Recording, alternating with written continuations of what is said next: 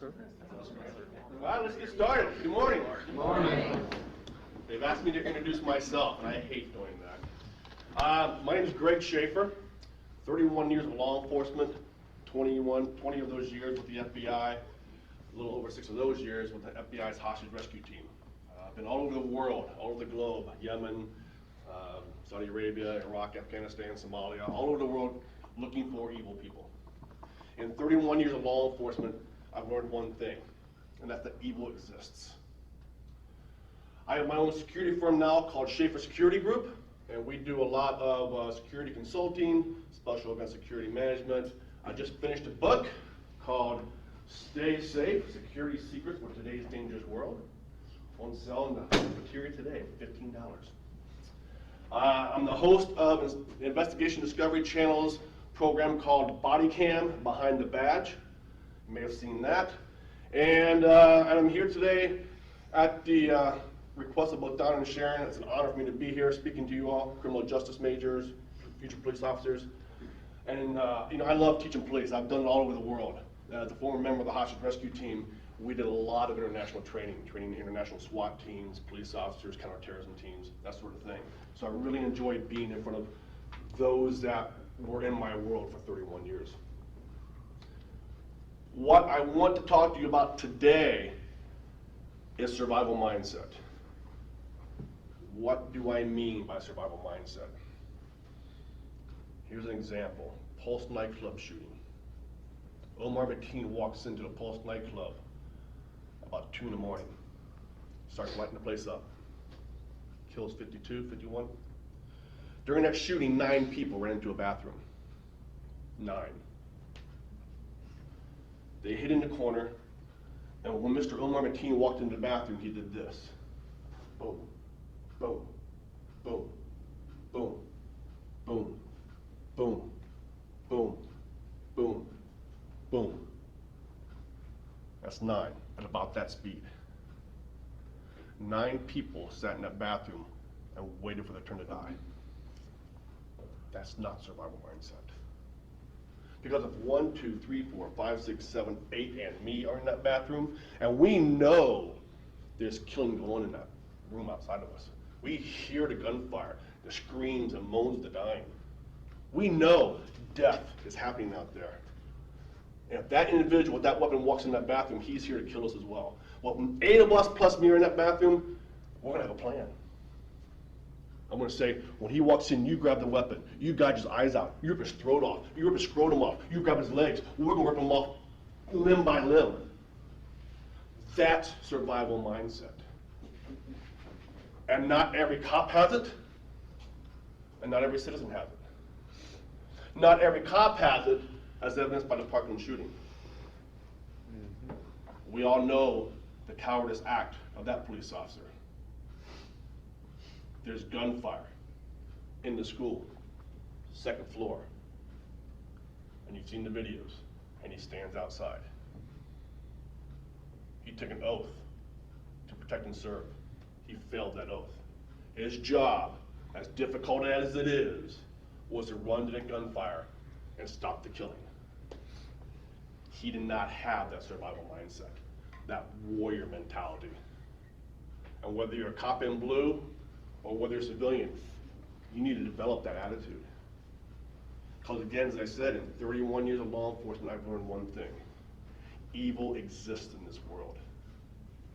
We don't have to understand it, condone it, or even like it. But we have to understand that it exists in today's world. There are Omar Mateens out there, or more like him. Now, warriors, they're not born, they're not made. Warriors create themselves through trials and tribulations and through facing their own fears and their own faults. So if a warrior can make themselves, what's stopping you from developing that warrior mindset, that survival mindset? It's up to you. You have the choice. Run into a bathroom, whether you're sitting there waiting for your turn to die, or banding together, developing a plan, and doing something about it. At the Virginia Tech shooting Set up similar to this, only this is the doorway right here. There are 6 rows of desks. The shooter walks in the front door, leaves it open, walks across the chalkboard, draws his weapon, and walks down this row and shoots all 5 people. Walks down this row and shoots all 4 people. Walks down this row and shoots all 5 people. He shoots 19 people in room 201. And what they did in that classroom? Sat there. They hid underneath their desks. And it's not desks like this. It's little pop-up desks with the plastic chairs. You know, you have to maneuver your butt in there because it's so small, and then you have to fold like this. That's what they hid under. You know those bulletproof ballistic vests that we have in every schoolhouse? Which don't exist. Because they weren't trained to know what to do. See, fear comes from not knowing what to do. It's up to you all to train yourself, train your families, train your friends on what to do in incidences like that. So the shooter comes in and walks up and down every row and shoots 100% of the people in that classroom. Miss Christina Anderson is sitting right where this young man is sitting right there. She goes around the country doing what I do, talking about this. Miss Christina Anderson was shot 3 times in the back and survived. The doors left open. The shooter reloaded twice in the room. It took him over 60 seconds to go from there to here. For 60 seconds, she hid and cowered underneath her desk, listening to gunfire while he shoots the students. What was her survival mindset? She froze in fear. Could she run out that door? I think she could have and survived. Police officers, what's the hit rate on a moving target with a handgun? Any idea? Really low. 4%. So civilians out there, police officers, if somebody's got a gun to your face, there's a 4% hit rate of hitting the moving target, what's your best course of action? Move, get off the X, run like a, you know what? 4% hit rate. So all my math majors, what's the miss rate? 96% miss rate, okay? 96% miss rate by doing one thing, and one thing only. It's moving. That's moving. And if you are hit, the lethality rate, 0.1%. With a 99.9% chance of not being killed with one simple thing. And that's moving. So that's survival mindset. It's, again, developing a warrior mentality that you're not born with. Okay, people don't teach you warrior mentality. You create it in yourself by facing your own fears, trials, tribulation, and your own faults. So take it upon yourself to learn what you need to learn to protect yourself and protect your family members. There are great books out there, other than mine, of course. But who's ever heard of this one? Get the Fear by Gavin DeBecker. Anybody ever read this? If you have daughters or you're a female going to college now, probably the best book you can read. So Gavin, this is a Pulitzer Prize nominated book. Oprah Winfrey says it's one of their top 100 books to read. So if you're an Oprah fan, she likes it. And what Mr. DeBecker did is he interviewed 3,500 survivors of violent crime. And what he found is one common thread. All 3,500 survivors of these heinous incidents, women who were raped, men who had their throats slashed, 3,500 survivors of very, very heinous violent crimes all had one thing in common. And that was this. They all said this. You know what? I shouldn't have gone on a date with that guy. You know what? I shouldn't have walked down that street, gotten into that car, walked into that restaurant. That before the bad stuff happened, they knew it was going to happen. They had that gut instinct, that gift of fear, women's intuition, call it what you will, I don't care. But we all have it, and what we do, we rationalize that away. Perfect example, every woman in here confesses this. How many women here, raise your hand when I ask the question, how many women in here have not gone on a date with a man and your friend says, geez, something about him? Women, just something about him. Who's had that feeling? That's gift of fear. That's women's intuition. That's what you're going to trust. And cops, my God, listen to that gut instinct. Listen to that gut instinct. Because you are able to pick up on vibrations, things you saw, heard, felt, smelled, things that you cannot articulate what they were, but it's giving you that uneasy feeling. Trust that. It's based on external stimuli. You may not be able to articulate what it is. Gee, officer, why do you feel that way? I have no idea. I just know that let's hold back here, wait for backup. Why? I don't know. I just feel it. Trust that gut instinct. That's what will keep you alive. 3,500 survivors of very violent, heinous acts can't be wrong. When all 3,500 said the same thing. They knew it was going to happen before it did. But we rationalize those fears away. Here's how I know you rationalize it away. We've all seen the news after an active shooter event. Heinous act, and the media comes swarming in, and they say, geez, what's your name, officer? Officer, Bill Stone, his name is Bill Stone. Bill, what did you think when you first heard the gunfire?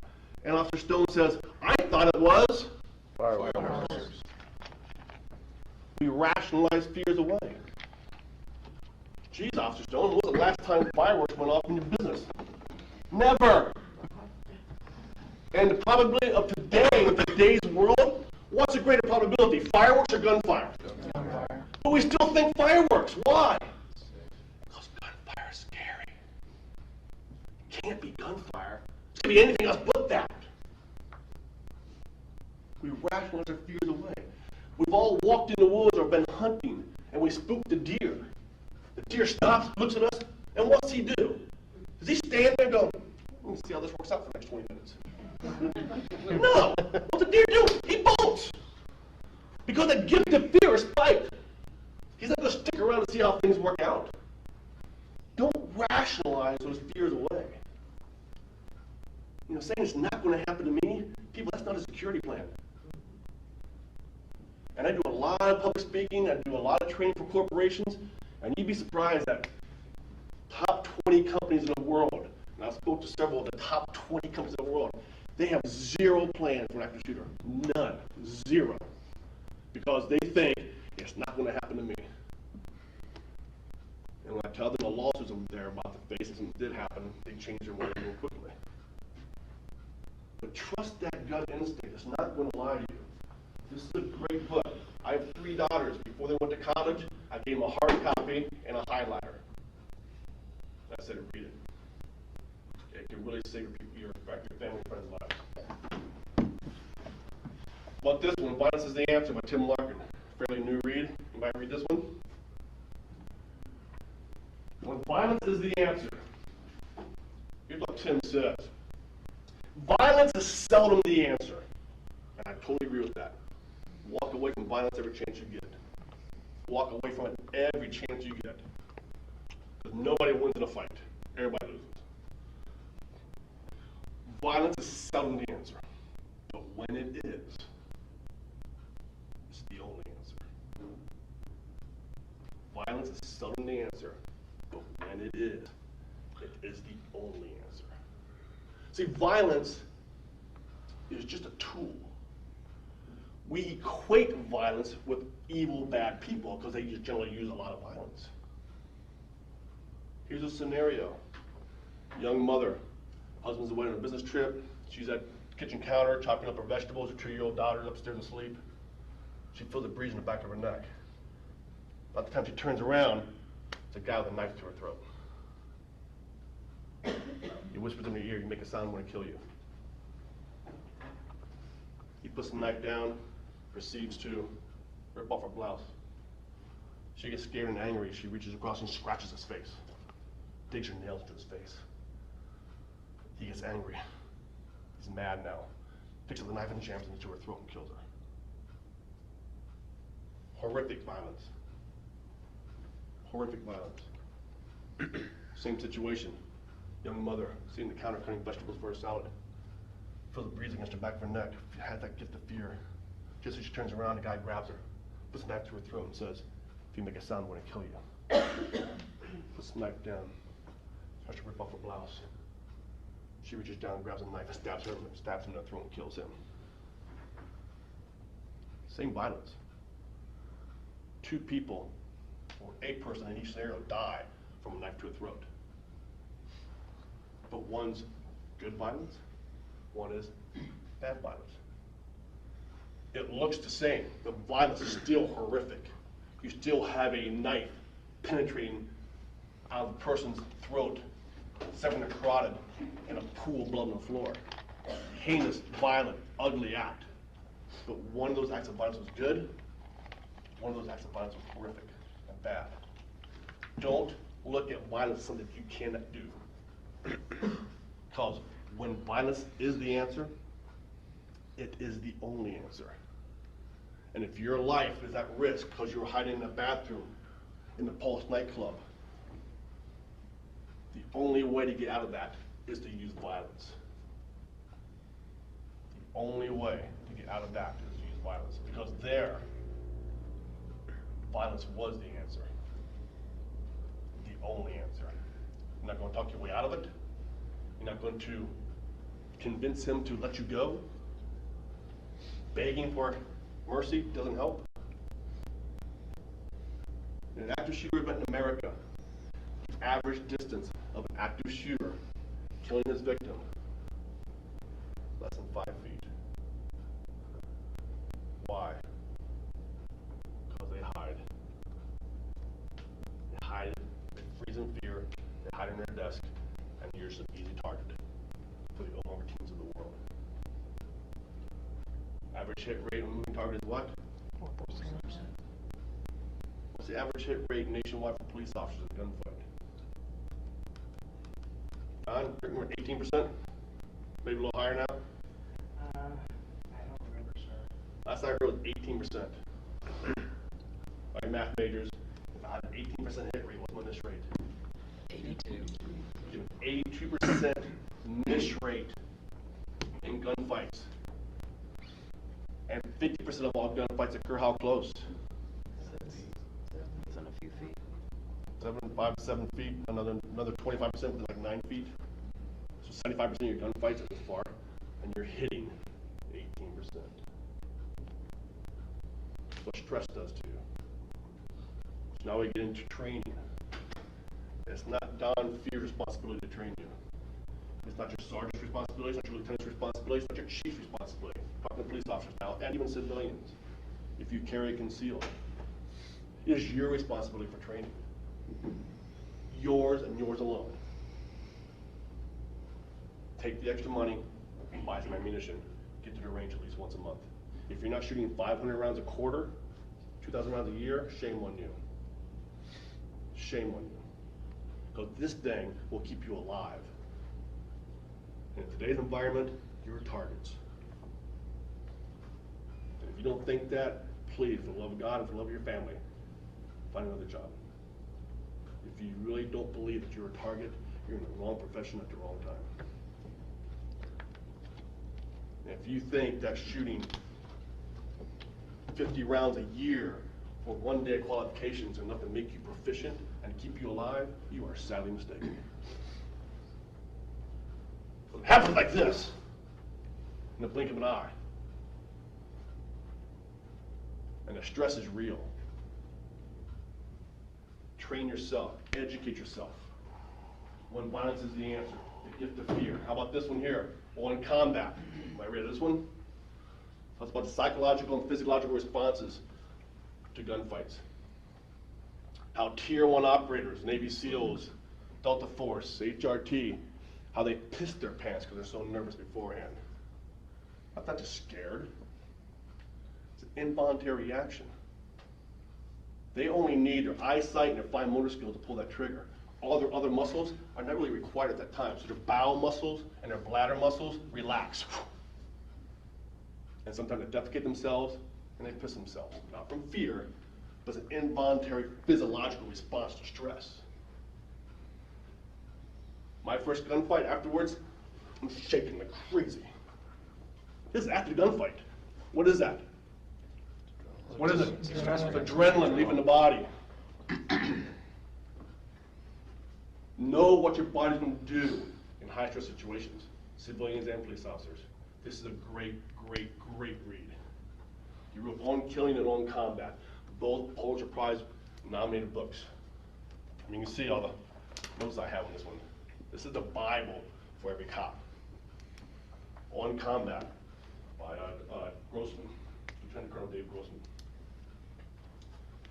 All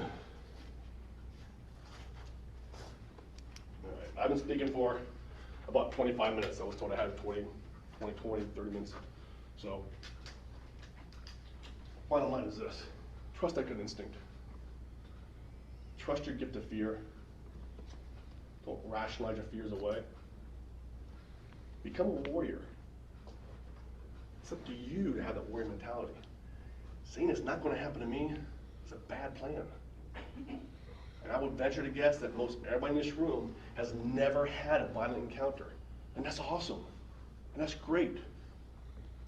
If you're going to continue to roll that dice, hoping it never happens to me, because hope's not a plan. If you're ever in a situation where you have a gun pointed at your face, your life comes down to one simple question. Do you hope or do you act? And if you haven't thought about it before, you won't act. I'll leave you with this.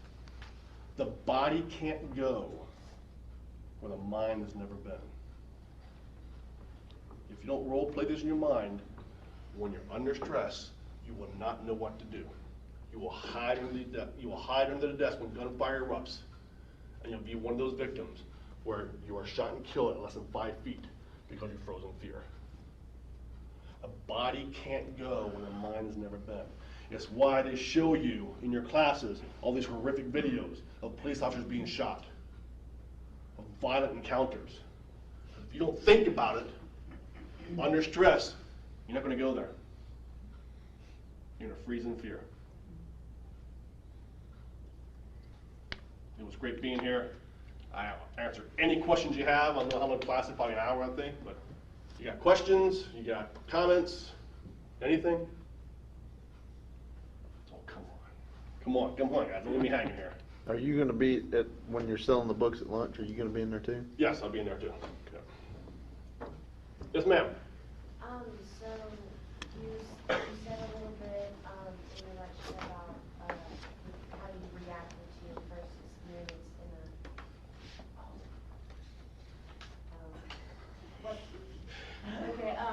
My first experience, yes. your first experience in a gunfight. How did it all end up? Ended up good. Bad guy no longer with us. I'm here today. Again, I've been all over the world, the war zones. I've been in multiple gunfights. Been shot at and missed many times. Never shot at and hit.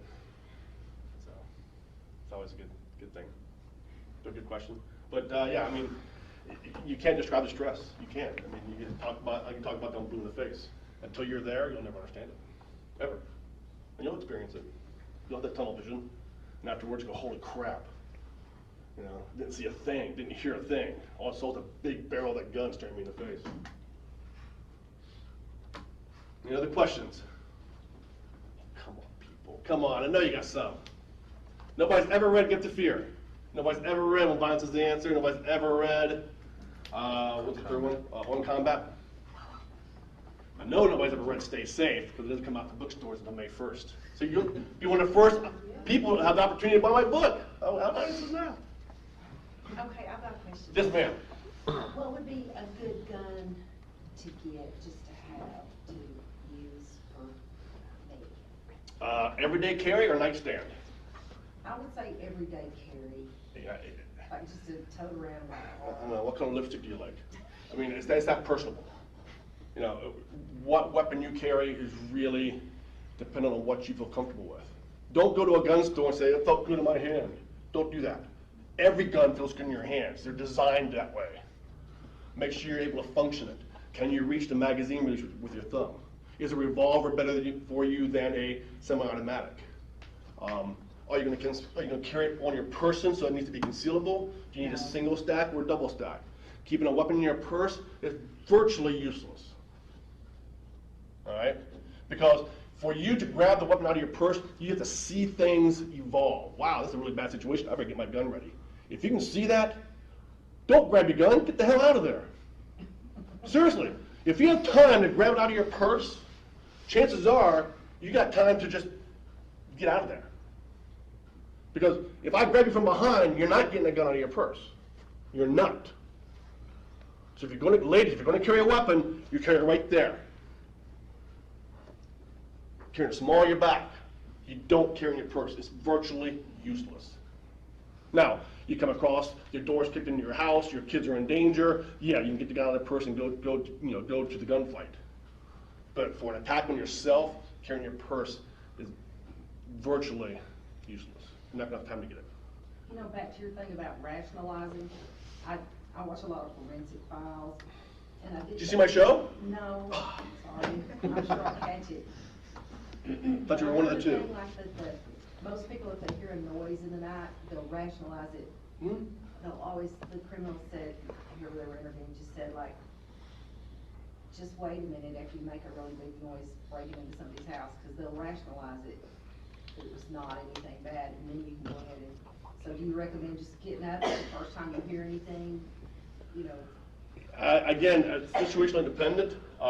If you seriously think somebody's in your house, I wouldn't go looking for them. Especially if you're a female by yourself. You back yourself in the corner of your bedroom, you pull that weapon out of your nightstand, you call 911, and you say, hey, you in the house, I got a gun. Come in my bedroom, I'm gonna shoot you. Whether you have a gun or not, you say it. Take whatever you want. You have insurance, right? What's a TV or a laptop? Big deal. Right? Big deal. That's why you have insurance.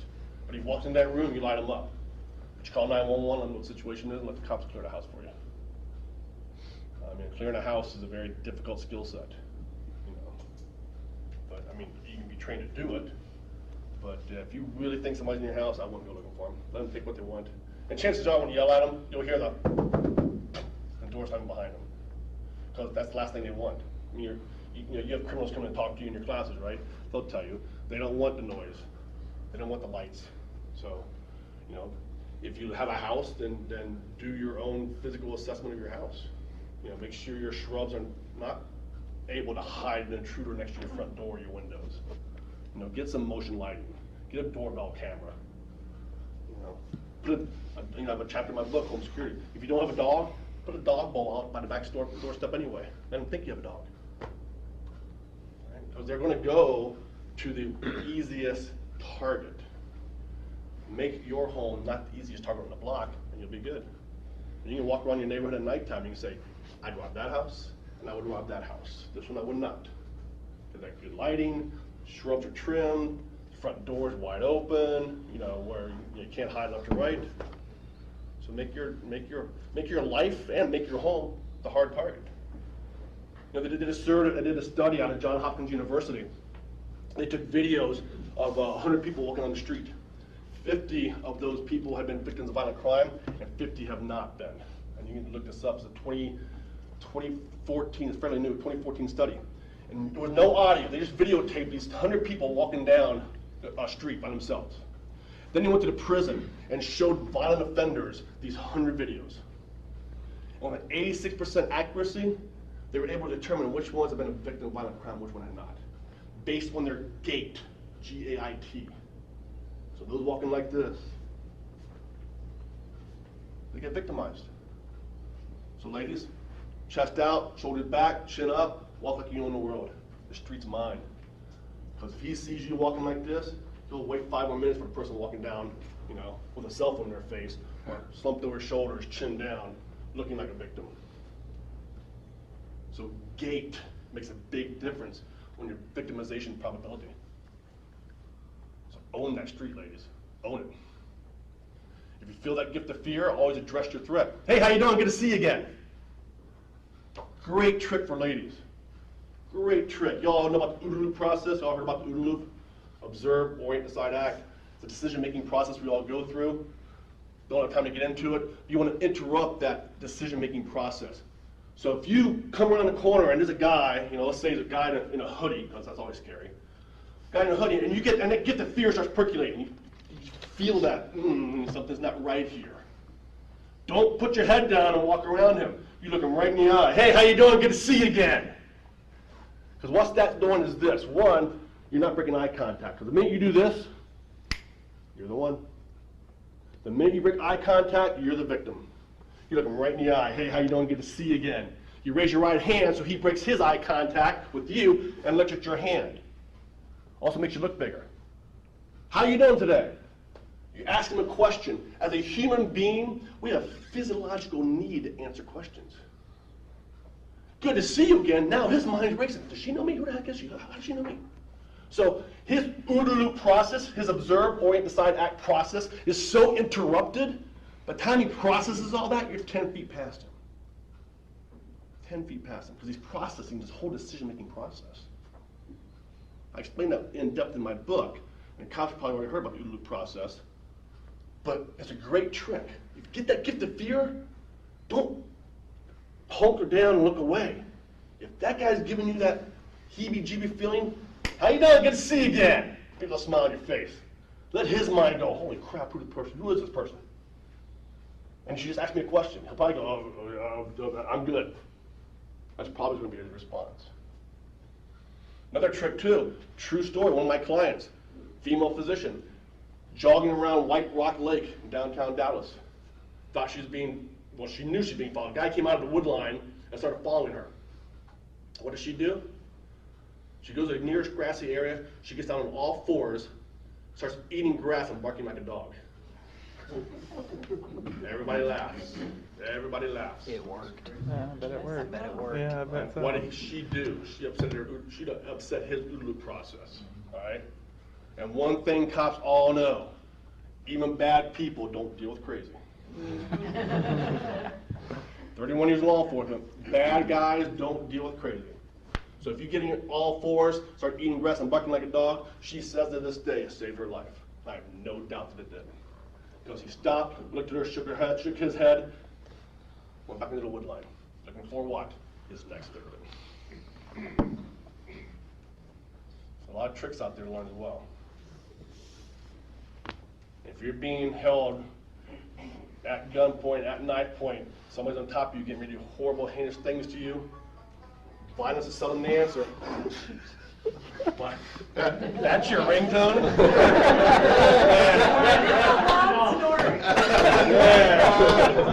That stereotype has been set.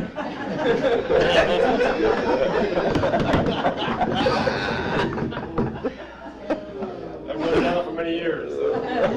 Did not know that was his ringtone. Very recent. Now lost my train of thought. What was I talking about? Bad guys don't deal with crazy. Yeah, bad guys don't deal with crazy. Any other questions? Now, you were talking about us, doing 2,000 rounds quarterly. 500 rounds quarterly, 2,000 a year. Okay, yeah. Now, how would you, what kind of things would you do? Because, I know you're not thinking of just sitting there and shooting the paper. We're not ballroom shooting Like, people. We're not yeah. ballroom shooting. We're not hitting targets at 25 yards. We do that. But you look for people like, the Don Fears of the world, the Brian Hartpoles, the Greg Schaffers. We have 174 acres right down the road here. Firearm training facility you all been to. We do tactical gunfighting skills. We put you in a car and let you shoot out the windows. How do you shoot from the steering wheel? What's the percentage? 80% of gunfights that cops occur in and around vehicles. Right? And that vehicle, people, is not bulletproof. Okay? If you're being shot at in the vehicle, what's the X? Get out. What's the X? The car. car. Yeah. Right. That car is like, oh, cover, oh, so warm, cozy in here. Right? That's sheet metal, people. Bullets go through sheet metal like a hot knife through butter. Right? Get away from the car. Get away from the car. Our very first encounter in Iraq, we get ambushed, and we all bail out of vehicles. 3 vehicles. We're all bailing out. We're doing a counter assault, and the bad guys, we come around the mountain. We see them all sitting there. And what are they doing? They're still shooting at the cars. Not a single person in all 3 of those cars, and they're still shooting at the cars. human nature, so get out of the car. But yeah, take training classes, look around and see who's good. I mean, he's got all kinds of former CAG guys and Dev Group guys out there, Delta Force and SEAL Team 6, HRT guys, we're all out there, who've been in multiple gunfights, have that skill set. We love to impart that knowledge. My greatest honor in the world is training police officers. For a police officer to trust me and trust my background to teach them some skills that I've learned over the years, what an honor that is. I mean, I never take that for granted. Other questions? What was your episode on Forensic Files about? With the Forensic Files, it was a new show called Body Cam Behind the Badge. And what I did, they took body cam footage from police officers in very violent encounters, very bad arrests or high-speed chases. And then I would explain to the viewers what was happening, why the tactics were being utilized by by the police and that sort of thing. Why did they use a taser here? Why did they use a gun here? Why was deadly force used here and not here? So basically, taking body cam footage and explaining to the audience what they're seeing and why. So it might be Monday morning quarterback. It probably on YouTube now. It's Investigative Discovery Channel, the ID channel. It's called Body Cam Behind the Badge. Yeah. So it's done for the season. Next season, 15 episodes. We'll see. Anything else? Mr. Fear, anything? No, sir, thank you. Sharon? All right. Going once, going twice. Yes, ma'am. Another brave soul. Is your book available online? It is on Amazon, yes. I also have a bunch of copies in my car if you want to buy one. I would have all of the cars. And they'll sign them over at the Dawson. I take credit cards. Anything else, guys? The name of my book is called Stay Safe. I got the title because, as police officers, we always tell each other, last thing when we depart, last thing we say to one another is, stay safe. So I'll leave you with those final parting words. Crazy world out there, lots of evil. Stay safe. Thank you.